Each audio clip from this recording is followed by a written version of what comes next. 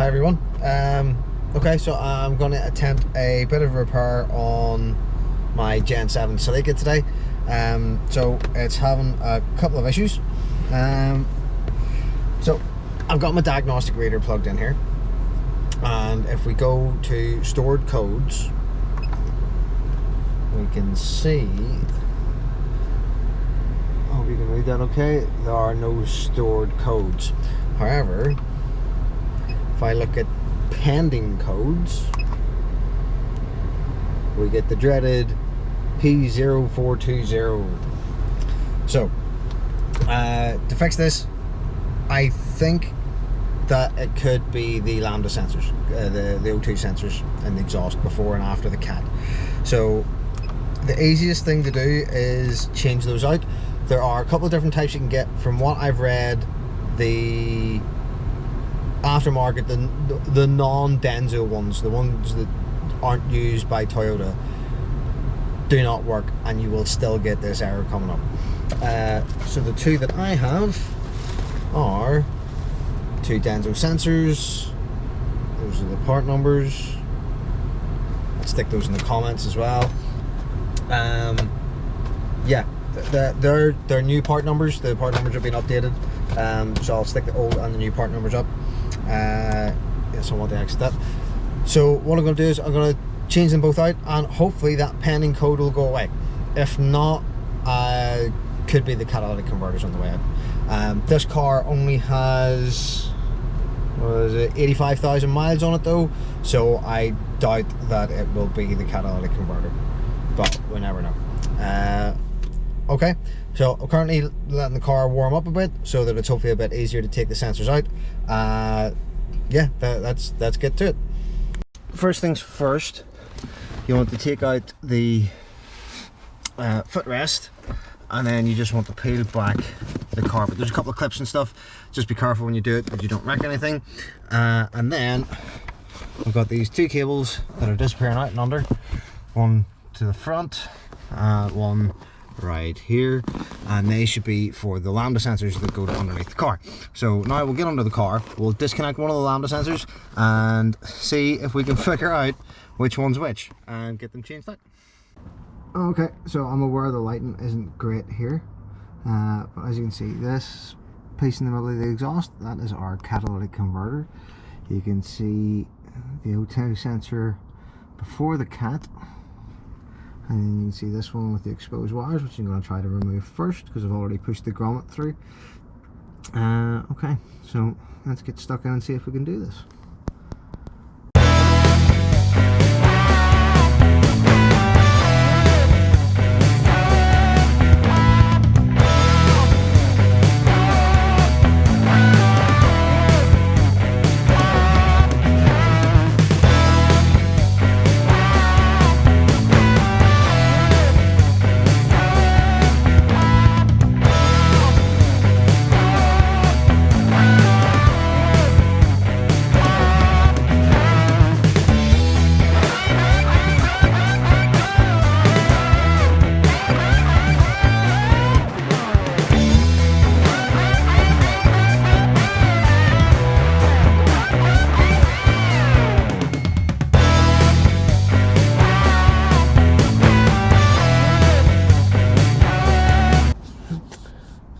So finally, after a good bit of heat and a lot of effort, we finally have this free. I'm going to pull this cable through here. Oh, I'll need to get it short on the outside.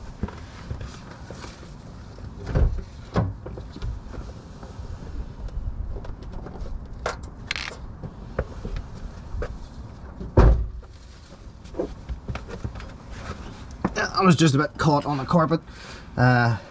I'm going to be very careful with this because this is roasting hot.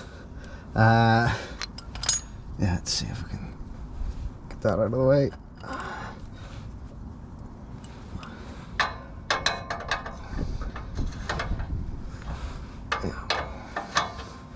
Okay, so the next step then is to check the two new sensors that we have and make sure that we are replacing like for like.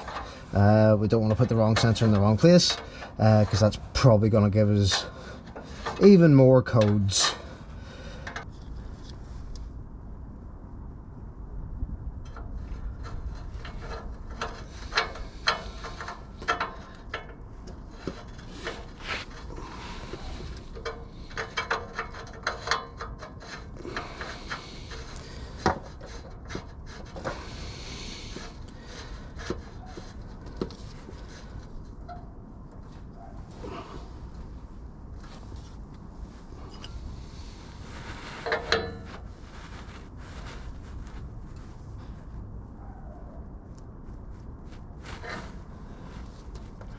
one done. Okay, feed our cable back up through here. Okay, I'll pull that through from the top. Alright, so we'll just make sure that's a nice snug fit up above. That's fine there, it's going to hold in place. Good, that's one finished. Now, let's try and get this one out. This one a little bit more awkward to get at just because of where I got the jack positioned, but it looks like there's a bit more room around it. We might be able to get on it. Hopefully this will come out a good bit easier. Alright.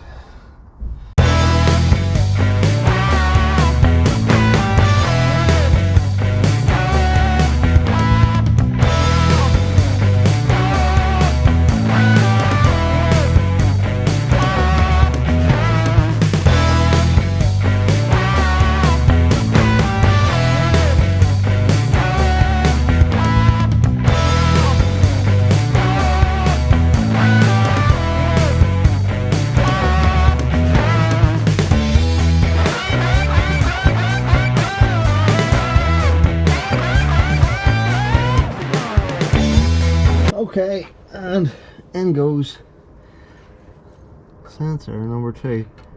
Alright, I have heard you have to be careful when putting these in, not to bang the tip of them and stuff. I don't know how true that is or why.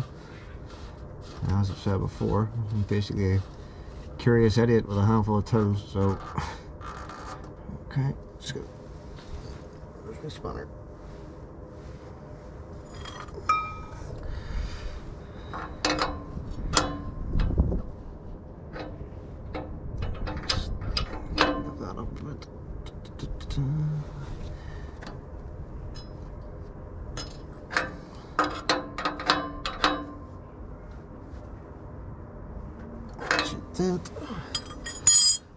And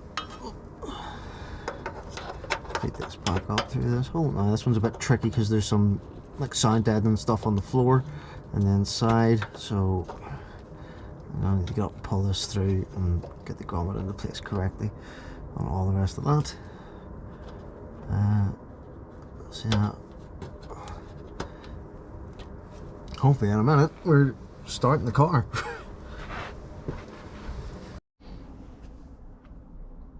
Okay, everything's connected back up again. Diagnostics are connected. Let's start up the car. Let's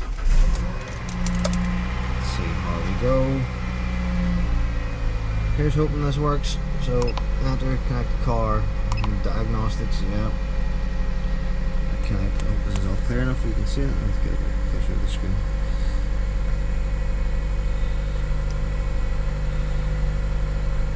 Just realised I have 5% battery left in the GoPro, so hopefully I'll be able to shoot this and hopefully this works. Yes, I'm quite happy to use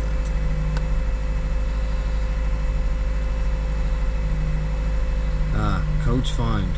1. Enter. Stored codes? None. Pending codes. Oh dear. Right, that is not good. I was hoping this would get rid of this problem, but it appears to still be here. Alright, gonna look into this and I'll get back to you. Okay, so what had happened there is I'd forgot to clear the previous codes. So now if I'm going to start the car, enter our diagnostic setup. Let's see what's going on here. A bit of reflection off this. I'm trying to get a decent angle.